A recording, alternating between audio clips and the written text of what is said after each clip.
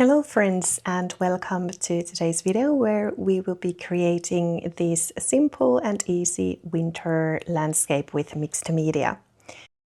You're most welcome to join me today if you want to draw along with me, or if you just want to enjoy the art, prepare some hot drinks for yourself and enjoy the next 15 minutes or so. Today I wanted to create a mixed media piece mainly because I wanted to again show you how to use pan pastels. I think those are a wonderful medium for, especially for winter landscapes. Actually, you will see they work really well. And also because, I like to explore different art supplies that I already have in my drawers, and I want to take them out every now and then. Also those ones that I don't use that often. So that's what we'll do today. So I'll be working with some watercolors, pan pastels, colored pencils, and some gel pens and markers or fine liners as well.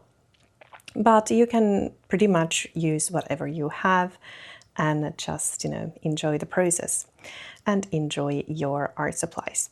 I'll start by making a very quick sketch. I just want to make a simple winter landscape with enough interesting details so that we can use different materials to make them come alive. And then we'll start adding color. And as the first layer, I will use watercolors. The watercolors I'm using today are handmade watercolors that I just have around in my drawer, and I don't use these that often. They are not part of my so-called main watercolor palette or one of my favorites. So I just want to every now and then, discover what I have and yes, explore new ways to use it and enjoy it. So these watercolors were my choice for the day. Some of these include wonderful sparkle and glitter, so they are a bit metallic, I would say. So, and that kind of gives a special something to this little piece. Although you can't see that glitter so much or sparkle so much here on the camera, but in the finished piece that I have in front of me, I can actually see that, and it brings a wonderful kind of magical snow feeling to the snow. So if you have some of those metallic watercolors that you don't find yourself using that often, I think winter is actually the perfect time to give them a try and see what you can create, and where that little sparkle might actually be a very nice magical addition to your art. Once the watercolor layer is done and dried, make sure that the paper is completely dry at this point. That's when I'll start adding pan pastels. I think pan pastels are a wonderful medium for mixed media especially, and you have seen me use these in some of my small landscape sketches before as well. And today I wanted to show you how to use them for your winter landscapes. So basically what I like to do is that very often I add first layer with watercolor or gouache or something water soluble, and I don't use too much pigment or too much color at that point, but having that first layer gives a lot of interest while you start adding then pan pastels on top of it. So as you can see here, I'm leaving some parts kind of visible. The first layer is visible, and I can create these very interesting and kind of lively effects and a bit of depth to my landscape already at this point. So the sky was a very simple process. I just added a bit of pan pastel here and there, and by altering how much pigment I have on each part of the page, I can create the idea of maybe being some clouds or just an interesting evening sky. And for the snow, I am using lots of this light blue and light purple color, because the evening snow usually has some sort of color to it. It's not completely white, so that's why I chose these colors. Once I have the pan pastel layer, or the first layer of pan pastels in place, I will start adding some shadows and some color details with colored pencils. I have here some of my favorite colored pencils, so these include Caran d'Ache Luminance and Pablos, and then also Faber-Castell Polychromos. So I like to combine these together, and that's what you see me using on this video as well. So as said, I just add some colors and some highlights and also some shadows.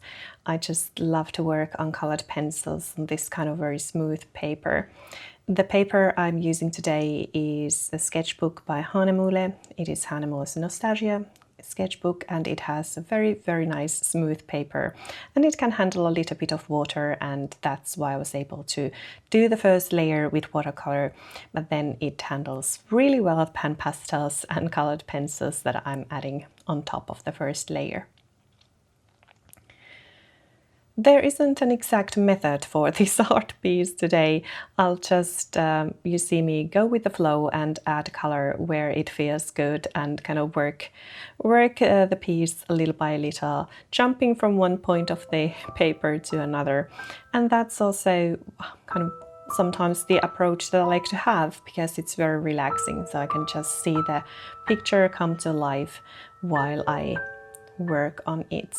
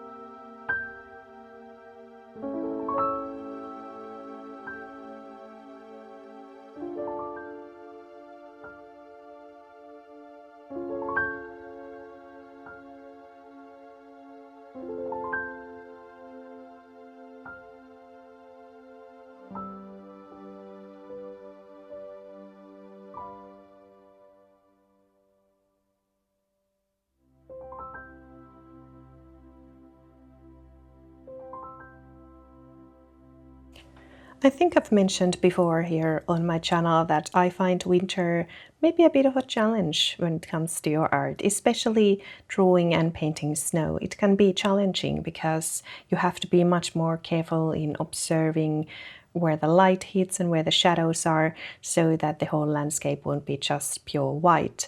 I mean, don't get me wrong, there are days, and there have been days here where I live recently, when everything just seems to be white or very light gray or light blue, with just a hint of brown here and there where we can see some parts of the trees. So when there is a lot of snow and if the sun is not shining, then it might actually be that everything is pretty much the same color out there.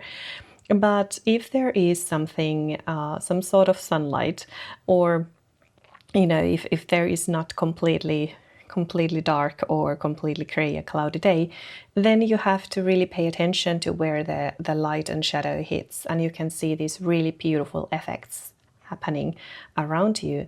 And that has been a challenge for me to really discover my way of drawing and painting snow.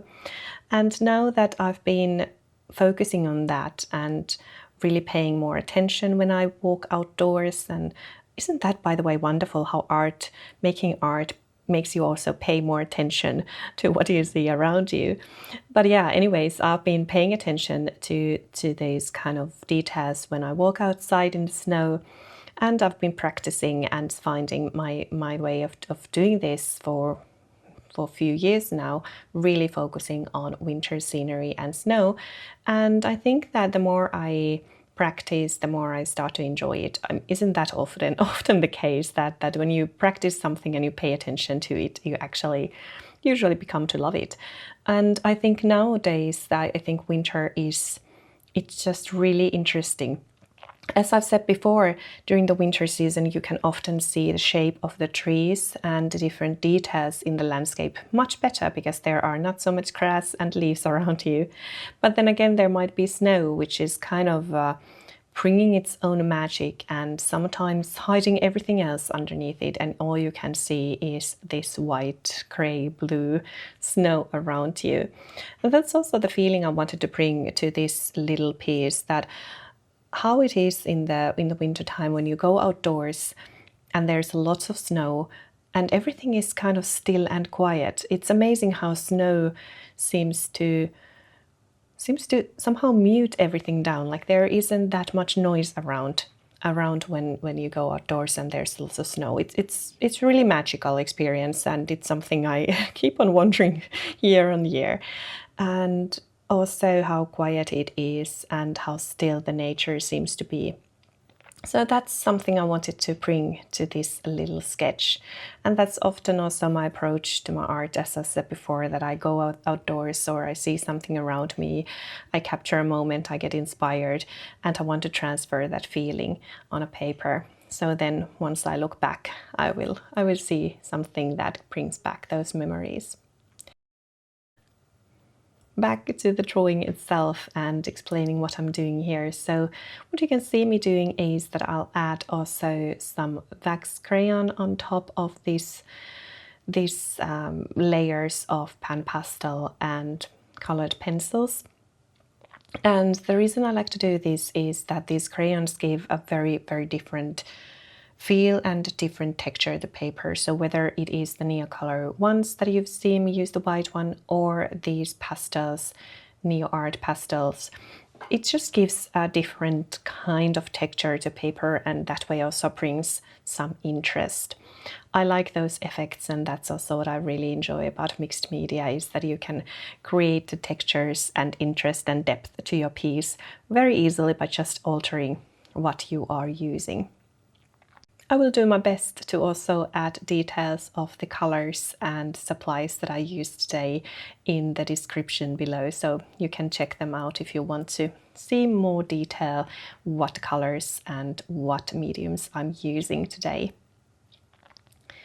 But on a general rule, I'd say that use what you have and see what's around you and find a solution as you go. Very often with my art, I don't plan too much in advance. I just go with the flow, especially with mixed media. And then while I am drawing, I kind of realize that, okay, I need that art supply, or okay, I want to add some marker or fine liner or some gel pen. That's exactly what I need at this point. And then I just grab one and continue. And I think that's also one aspect why I'm always talking about knowing your art supplies and learning to love what you have, because that way the art supplies kind of pop to your head when you most need them. It's weird and probably made no sense what I'm trying to explain here, but when you know what your art supplies can do, then it also comes automatically to you when to use them and what art supply might be just the right solution to the issue you might be having. Anyways, we are adding final details here and final shadows, and at this point I want to really thank you for watching this video and let me know how you find winter, if snow inspires you, if it scares you when it comes to your art, and what is your favorite way of creating that magical effect that we can see around when there is loads of snow. So thank you so much for watching, and I hope that you've enjoyed this video. If you have, give it a like and consider subscribing to my channel if you haven't already, and I will see you very soon in my next video.